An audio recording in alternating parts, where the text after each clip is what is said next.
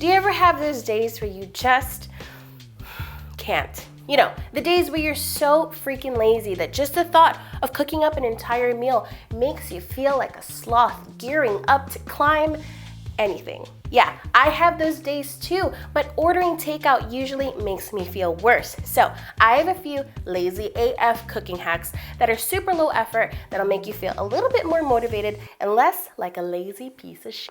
Here are my favorite lazy tips and recipe hacks. Tip number 1, use kitchen shears. Instead of pulling out a knife and a cutting board, just use your kitchen shears to cut some ingredients. They're not great for cutting big, hard things like this radish, but it's not like you want to prep this anyway. Instead, use shears for things like greens, some herbs, and even meat.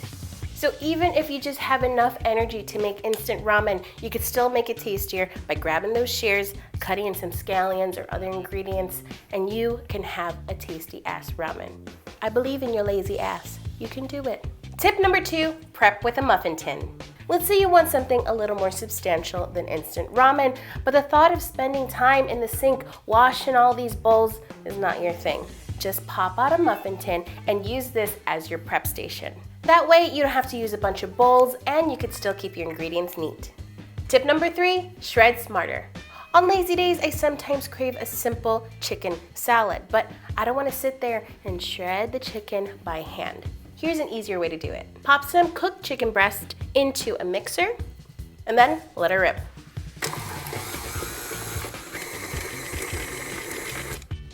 It really helps if the chicken is still nice and warm. That way, you have shredded chicken in seconds. Now, here are a few lazy recipes you can make using those tips. First up, a lazy breakfast. In the muffin tin goes ham, scallions, cheese, spinach, your eggs, and a little sun-dried tomato. You can prep enough ingredients in here for several servings. Just cover it up and put it in the fridge and then bring it out when you want a quick, easy breakfast, especially if you're planning on having many lazy days. Simply grease up a microwave-safe bowl with some cooking spray. Crack in your eggs. Give it a whisk. Add the rest of the ingredients and season with salt and pepper. Pop it in the microwave for 1 minute. There you have it, microwave quiche. She bougie. Next up, lazy lunch on the go. Just grab an insulated stainless steel flask like this that can hold cold or hot liquids. Fill it with bean thread noodles. These cook super fast. Shredded chicken, scallions, frozen peas and carrots, chicken bouillon powder, sesame oil, and boiling hot water. It smells so good already. Just cover it tightly. Gently shake it around a bit, and then let it sit there for 5 minutes or until the noodles get soft.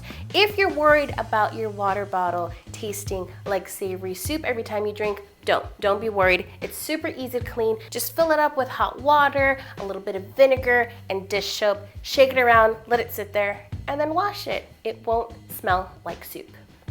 Quick and easy lazy noodle soup to go. How about a lazy mac and cheese dinner?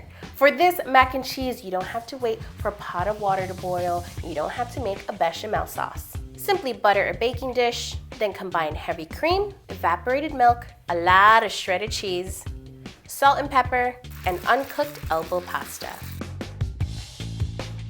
Cover it with foil and bake it at 350 for 25 minutes or until the pasta is al dente. Then remove the foil, top it with crushed cheesy crackers and some more cheese. Then just bake it until it's golden brown and bubbly. The pasta cooks all the way through and you're left with a super comforting half-ass mac and cheese that still hits the spot. And finally, dessert. Maybe you have a craving for a freshly baked chocolate chip cookie, but you don't want to go and heat up a whole oven just to make 1 or 2 cookies. Here's what I like to do. Grab some store-bought cookie dough, and then you eat it.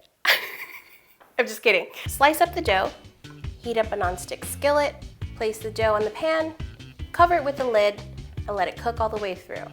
Then turn up the heat and let them sit until they cool down and they're ready to eat. And there you have it, Stovetop Cookies. I hope you'll give these lazy cooking hacks a try the next time you're in the mood for a half-assed bite.